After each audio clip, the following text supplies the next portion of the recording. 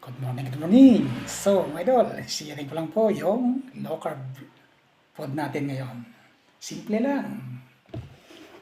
Wala tayo, no rice tayo ngayon. Siyempre, low carb tayo mga idol. Ito, yung lechon kawali, 3 sunny side eggs, pritong talong, pritong bagyo beans, at saka kamatis. Yan. At saka gulay na red beans. Lagyan natin ng baboy at saka repolyo at bagyo beans din. So, mga idol, it's siyempre, hindi mawawala yung black coffee, no sugar. So, let's go. Game! Yan. Labas na yung mga baser. Hindi wala tayong kanin mga idol kasi low carb tayo. Yan, baboy. Taba ng baboy yung lechon kawali.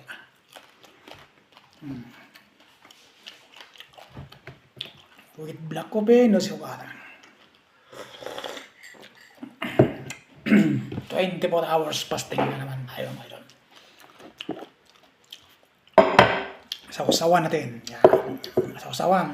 Suka niyo. Lagyan natin ng pritong talong.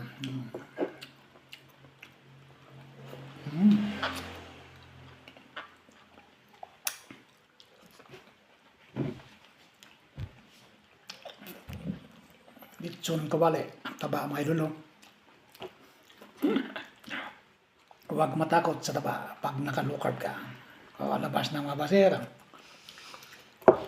Nasanay na tayo nito idol. Almost 2 years na tayo naglo-low carb.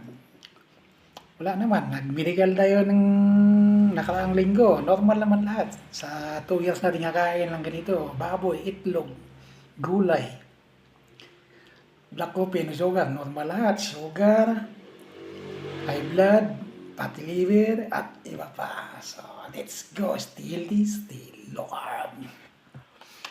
Dahil hindi ko pinapatisan ng high carb. Tulad ng kanin, tinapay, soft drinks, gulay, mga lahat. Sa high carb, iwasan mo na yun. Kamatis. Ilaw lang mga idol, hinayat lang.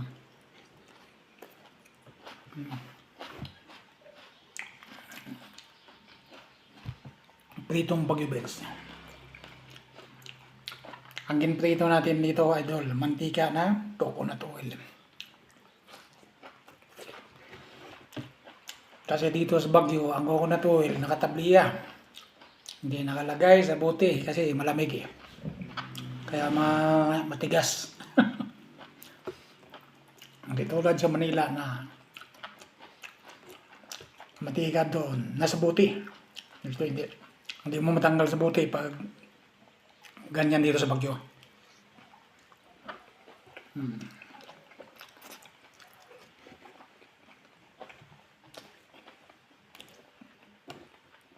Ito mga idol, ano ito?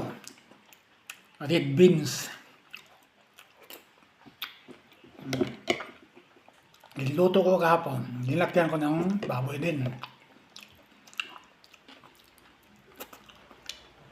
Bagyo beans at saka repolyo.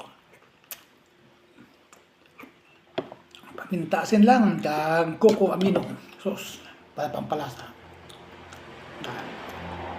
Baboy.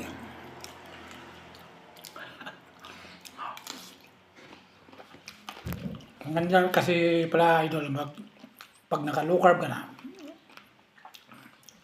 ganda sa pakiramdam, sarap ang tulog mo, normal yung BP mo, normal yung kolesterol mo, normal yung ganito lang kinakain. Pero dami pa rin din naniniwala sa low carb mga idol. Kanya-kanya naman tayo paniwala. Kasi dati, nang high carb ako, almost 20 years. Hindi matanggal-tanggal yung ninda kong sakit, pati liver, taas kolesterol, diabetes, GOT, pati yung high blood. Nagiinom naman ng gamot. Sa pagkain pala talaga ito na. Kung anong nakuha mong sakit sa pagkain, pagkain din ng gamot. Totoo pa idol. Kaya nasabi ko yan kasi nag-medical tayo. Sa Manila Doctor Hospital, naging normal lahat ng result.